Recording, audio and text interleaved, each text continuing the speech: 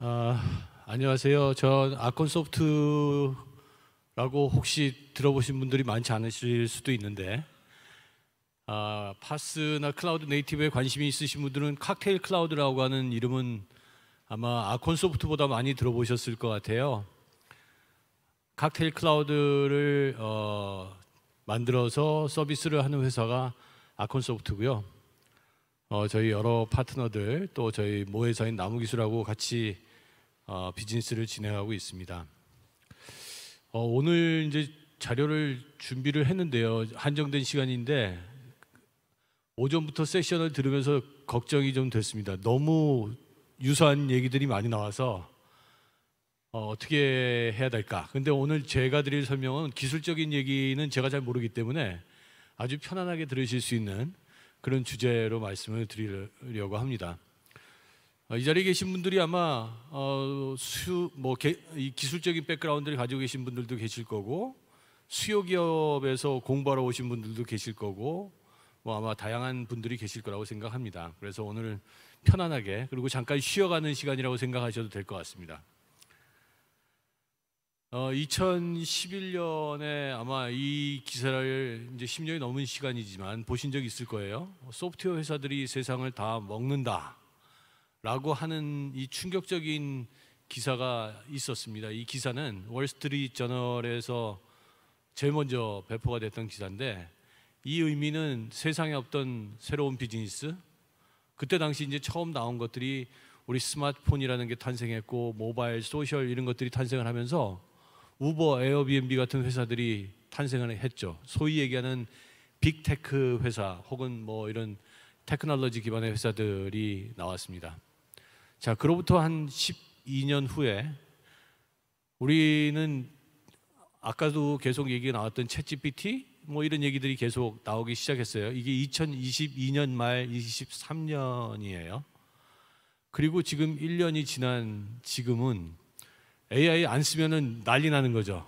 아마 기업에 있는 CEO분들 혹은 이런 분들한테 엄청나게 많은 챌린지를 받고 계실 거예요. 야, 우리 AI 해야 되는 거 아니야? AI 안 하면은 야, 회사 거덜나는 거 아니야? 아주 스트레스 많은 분들이 상당히 많을 거라고 생각합니다.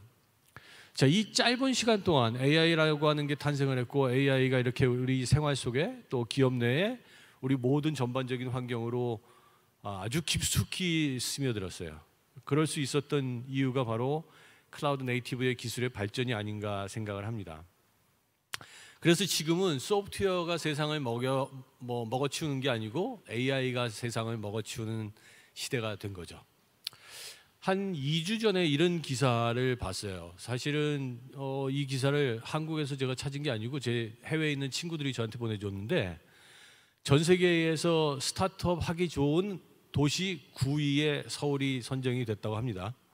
이거 사실 되게 놀랍죠. 그리고 저희 다음이 일본인 것 같아요. 되게 깜짝 놀랐어요. 그만큼 우리 지금 정부나 많은 분들이 스타트업에 관심을 갖고 계시고, 스타트업의 테크놀로지를 기반으로 해서 새로운 서비스들을 만들어내는 시대가 됐고, 많은 지원들을 해주고 있다는 거죠. 그런데 우리는 작년에 또 한편으로는 이런 안타까운 소식도 접했어요. 이 소식은 정말 진짜 좀 불명예스럽기도 하고 창피하기도 한 소식이죠. 우리 정부에서 사용하는 시스템이 뭔지는 모르겠으나 다운됐다라고 하는 거고, 그로부터 한 몇 달 후에 이런 기사들이 이제 나타나기 시작합니다. 정부의 10,000개의 시스템을 전부 다 클라우드 네이티브로 바꾸겠다. 그리고 클라우드 네이티브로 모든 것들을 다 바꿔나가겠다라고 하는데, 자, 여기서 이제 질문이 있습니다. 클라우드 네이티브로 발주를 내시는 분들이 혹시 이 자리에 계시면은 클라우드 네이티브를 발주를 내기 위해서 어떤 고민들을 하고 계시는가, 어떻게 고민들을 하시는지 한번 여쭙고 싶고, 이 클라우드 네이티브 사업들이 사실은 대부분 다 SI 회사들한테로 나가요. 왜냐하면은 덩어리가 크다 보니까. 그럼 그 SI, 즉 수행을 해야 하는 SI 회사들은 이 클라우드 네이티브에 대해서 진짜 얼마나 우리가 준비가 돼 있을까, 이런 생각을 한번 해보는 거죠. 자, 여러분들이 잘 아시는 이 아마존 전자상거래 사이트가 사실은 클라우드 네이티브로 되어 있는 어쩌면 가장 최초이자 가장 큰 규모의 플랫폼 혹은 시스템이라고 할 수 있을 것 같아요. 이 아마존 전자상거래는 시작부터 마이크로 서비스, 오늘 되게 많이 나오는 얘기예요. 마이크로 서비스, 데브옵스, CI/CD 뭐 이런 얘기들이 계속 나오는데 그 사상으로 설계돼 있죠. 그러면 여러분들은 기술을 하시는 분들은 뭐 아까 뭐 클러스터, 컨테이너 이런 얘기들 많이 하지만 기술을 하시지 않는 분들한테 마이크로 서비스는 되게 어려운 거거든요. 제가 하나 이제 새로운 개념을 말씀을 드리면은 그냥 레고 블록이라고 생각하시면 될 것 같아요. 레고 블록처럼, 레고 블록이라는 게 우리가 어떻게 조립하면 차도 되고 어떻게 조립하면 비행기도 되고 기차도 되고 집도 되고, 그죠?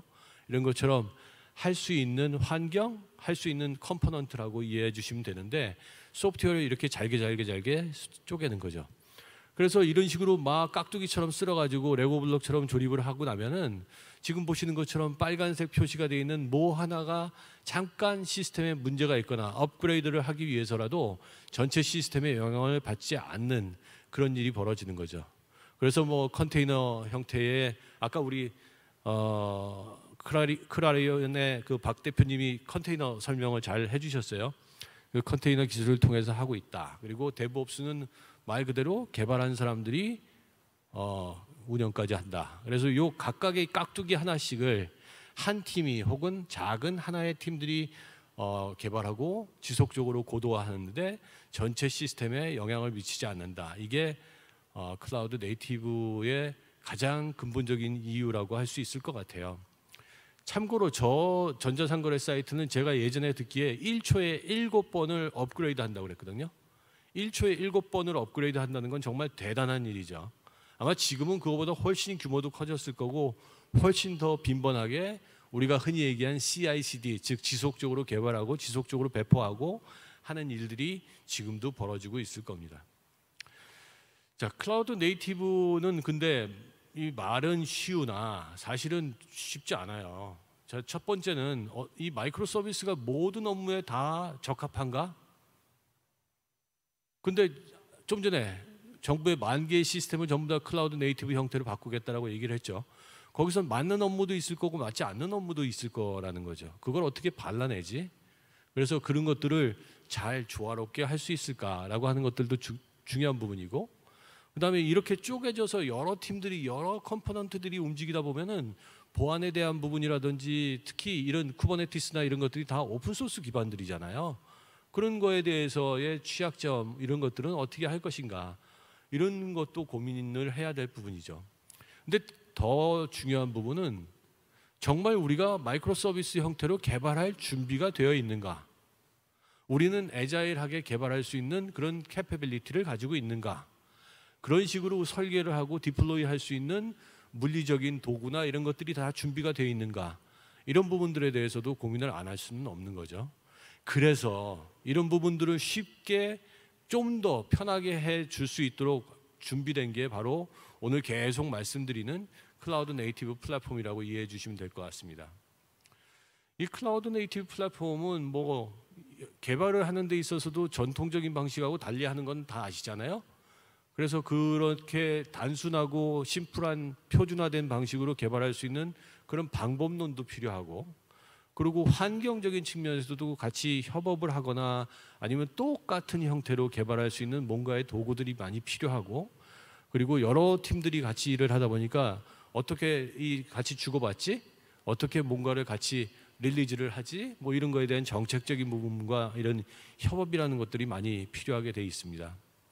그래서 이런 클라우드 네이티브 오늘 계속 말씀을 드리고, 뭐 저희도 클라우드 네이티브 플랫폼을 공급하는 회사지만 이런 회사들은 몇 가지 지켜야 되는 것들이 있어요. 첫 번째는 확장성.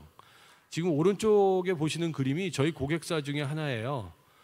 일본에 있는 회사인데 K-팝 스트리밍을 하는 회사입니다. 저 K-팝 스트리밍 하는 회사는 평상시에는 전 세계에 있는 사람들이 수천 명, 수만 명이 들어와서 철진한 혹은 뭐 엊그저께 했던 그런 동영상들을 보겠죠. 그런데 누군가 어느 아이돌이 갑자기 라이브 콘서트를 한다고 생각을 해보죠.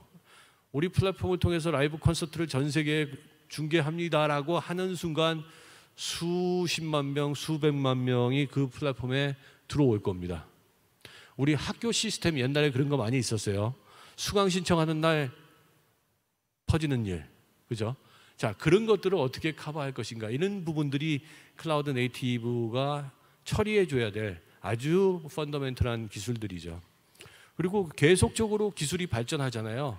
그 기술이 예전에는 클라우드 네이티브가 흔히 얘기하는 파스, 애플리케이션을 개발하고 배포하고 운영하고 하기 위한 그 영역이었다면은 지금은 좀 전에도 보셨듯이 인프라를 관리해야 되고 위에 올라가는 어플리케이션을 탄력적으로 조절해 줘야 되고 좀 더 나아가서 클라우드 리소스에 대한 부분들을 케어를 해줘야 되는 이런 형태로 계속 증가를 하고 확산을 해나가고 있다는 거죠.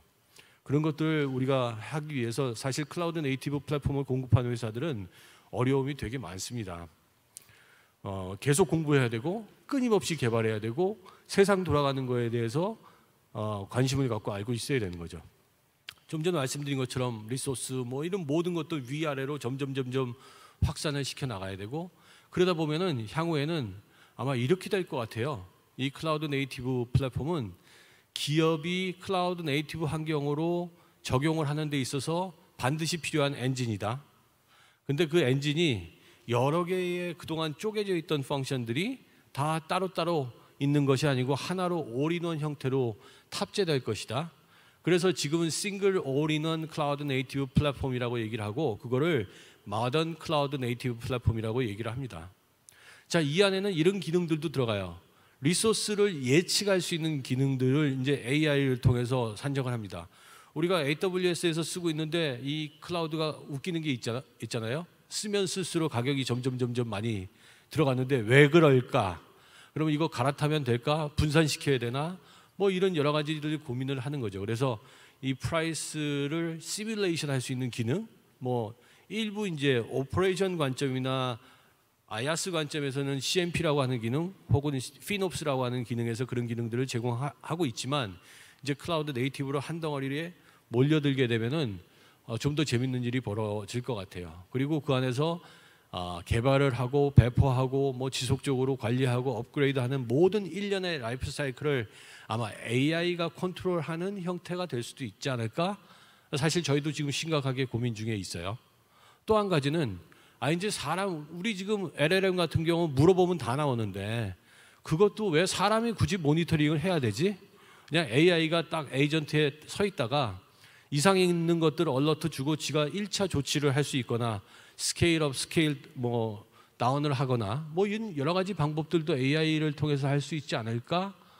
뭐 이런 많은 고민들을 하고 있습니다. 실제로 그런 것들이 하나씩 현실화되고 있는 거죠. 그래서 세상이 변화하는 거에 따라서 이 클라우드 네이티브 플랫폼들은 계속 아마 좋은 기능들을 만들어낼 거예요. 자, 또 한 가지는 클라우드 네이티브 플랫폼이 이제 기술적으로 위아래로 확산되는 게 아니고 이 횡적으로도 확산될 겁니다. 첫 번째는 이제 서버리스라고 하는 개념들이 나오기 시작했죠. 우리가 뭐 네이버나 AWS에다가 계정을 하나 만들어 놓고 아이디 패스워드를 등록하는 순간부터 미터기는 돌아가기 시작합니다. 안 써도 기본 요금은 내야 되는 거죠. 이제 서버리스라고 하는 개념이 왜 그렇게 해야 되니? 굳이 그렇게 할 필요 있니? 안 쓰면 돈 안 내도 되는 방법이 있지 않을까? 라고 해서 이제 서버리스 테크놀로지가 나오기 시작했고, 그리고 이제 엣지 클라우드 컴퓨팅, 특히 여러분들 요즘 음식점에 가시면은 로봇들이 많이 서빙을 하잖아요. 로봇 자체가 이제 하나의 디바이스가 될 것이고 로봇과 애플리케이션들이 계속적으로 커뮤니케이션을 하고 자동으로 새로운 소프트웨어를 업그레이드하고 하는 시도들이 이미 미국에서 하드웨어를 공급하는 회사들의 아주 중요한 비즈니스 중에 하나입니다. 국내에서도 클라우드 서비스를 하는 회사들이 이 엣지 클라우드 컴퓨팅에 대한 많은 고민을 하고 있고 뭐 군이라든지 아니면 통신사라든지 이런 데서도 많이 고민을 하고 있을 거예요. 뭐 AI 오늘 계속 얘기 나왔으니까 당연히 필요한 부분일 거고요. 그래서 이런 것들이 이제 앞으로 클라우드 네이티브 플랫폼들이 진화할 미래의 모습일 거다. 자, 이 클라우드 플랫폼은 뭐 다양한 용도로 쓰여질 수 있죠. 저희 같은 경우 요즘 제일 핫하게 돈은 안 되지만 가장 핫한 게 SaaS를 만드는 회사들을 도와드리는 일이에요. 자, SaaS를 만든다라고 하는 것은 결국 SaaS용 애플리케이션, 즉 클라우드 네이티브 애플리케이션을 만든다는 것이고, 이 SaaS라고 하는 건 서비스잖아요. 한번 만들면은 지속적으로 서비스를 계속해야 돼요. 그 얘기는 자연적으로 데브옵스 환경에서 CI/CD라는 거를 구현을 해야 된다는 거죠. 그런데 그걸 사람이 할 것이냐, 플랫폼을 통해서 할 것이냐. 그래서 저런 쪽에 많이 지금 지원을 해드리고 있고요. 아까 말씀드린 것처럼 관공서라든지 아니면 큰 기업들, 애플리케이션 모더나이제이션, 즉 앱 현대화를 하는 것도 클라우드에 있어서 되게 중요한 과제이죠. 초반에 말씀드린 것처럼 이제 마이크로 서비스를 어떻게 잘 할 것이야? 어떻게 잘 만들어야 되지? 뭐 이런 고민들. 그다음에 최근 들어서 이제 올해부터 나오고 있는 정부의 클라우드 네이티브 뭐뭐뭐뭐 사업 뭐 이런 쪽도 요즘 바쁘게 지원을 하고 있습니다. 그다음에 이제 이 GPU라고 하는 게 아주 미묘하잖아요. 요즘 GPU는 살래도 살 수 없고 사고 싶어도 살 수 없는, 그리고 돈을 줘도 갖다 주지 않는 아주 이상한 요물이라 우리가 가지고 있는 GPU를 최대한 써먹기 위해서는 어떻게 해야 될까? 그 GPU를 혁신적으로 쉐어링할 수 있는 방법들도 필요하다. 그래서 저희 같은 경우는 이제 GPU 쉐어링하는 것들을 두 가지 방법으로 집어넣어 놨어요. 당연히 클라우드의 활용 점정은 클라우드는 쓰면 쓸수록 비용을 리스케일링 할 필요가 있기 때문에 멀티 클라우드에 대한 부분, 또 용도에 따라서 하이브리드 클라우드 이런 것들을 모두 다 지원하는, 아까 말씀드렸죠, 엔진 같은 역할을 클라우드 네이티브 플랫폼이 할 거라고 생각합니다. 실제로 넷플릭스의 사례는 우리가 아시는 분들이 계시겠지만 이건 정말 심도 있게 우리가 고민을 해봐야 될 사례예요. 넷플릭스가 처음 만들어졌을 때의 가장 키 테크놀로지는 퍼스널라이제이션, 데이터를 분석해서 내가 보고 싶은 비디오 장르만 내가 로그인하면 보여주게 하는 기술이었는데, 그때 넷플릭스는 모놀리틱 형태로 시스템을 오픈을 시켰죠. 사용자가 많아지고 인기가 좋아지면서 넷플릭스는 심각한 봉착을 하게 됩니다. 바로 그게 밑빠진 하마, 끊임없는 이 돈 먹는 하마의 리소스에 대한 부분들, 그리고 이거를 운영하는 인력 비용, 그 다음에 새로운 서비스를 제때 론치할 수 없는 이런 어려움들, 이런 것들 때문에 넷플릭스가 심각한 고민 끝에 전체 서비스를 마이크로 서비스 아키텍처, 즉 클라우드 네이티브로 바꾸겠다라고 선언을 하고 다 바꾸는 데까지 얼마 걸렸을까요? 6년 걸렸어요. 그런데 우리 정부에서 나오는 클라우드 네이티브 사업 6개월 만에 하라고 지금 나오는 거 보면은 사실은 야, 이거 참 어떻게 해야 되지? 그런 것 때문에 제가 오늘 이 자리에서 여러분들한테 말씀을 드리는 거예요. 자, 우리가 차근차근, 아까 마이크로 서비스 깍두기 같이 레고 블록처럼 한다고 했잖아요. 우리 프로젝트도 그렇게 하는 생각을 해야 된다. 잘게 쪼개서 한 방에 이만한 거 다 갈 게 아니고, 자, 이번에 여기까지 한번 가보자. 아니면 여기 있는 것들을 분리해서 별도의 애플리케이션으로, 별도의 모듈로 쪼개보자. 뭐 이런 시도들이 우리가 지금 고민을 해봐야 될 부분인 것 같아요.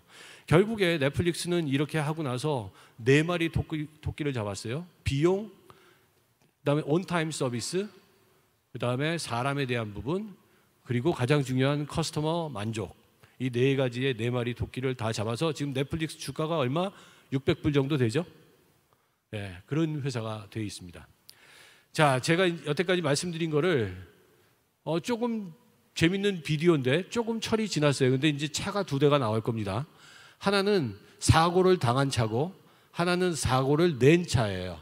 사고를 당한 차는 클라우드 네이티브라고 생각을 해주시고, 사고를 낸 차는 지금의 우리가 흔히 볼 수 있는 어플리케이션이라고 생각을 해주시고, 사고 당한 차의 실제 AI 컨택 센터가 어떻게 클라우드 네이티브로 움직여지는지 여러분들이 한번 봐주시기 바랍니다. 2분입니다.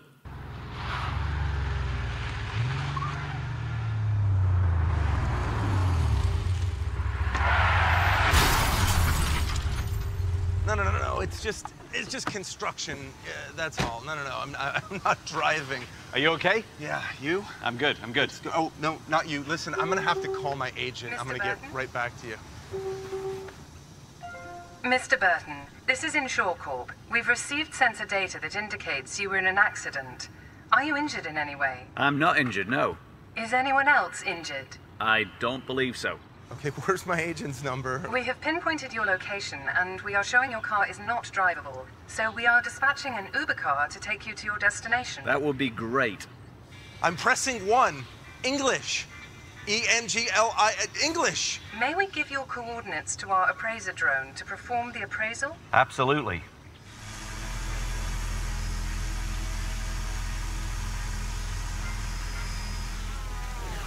We have received the photos, assessed the damage, authorized the repair, selected a qualified repair facility, and have dispatched a tow truck to take your vehicle to that facility. Perfect.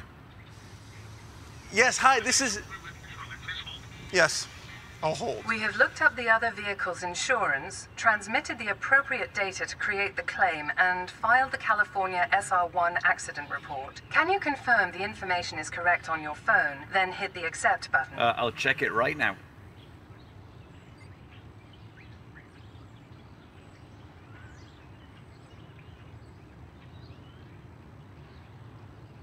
Okay, all done. Thank you. Your Uber car is arriving now. Ah, I see it coming. Accident, not payment. Accident. Your tow truck should be there now. Don't forget to leave your keys in the vehicle. Thank you for using InsureCorp. 자, 어떻게 보셨습니까? 우리가 클라우드 네이티브로 가야 되는 이유 좀 더 명확해졌을까요? 우리 계속 잠깐 기다려 주세요.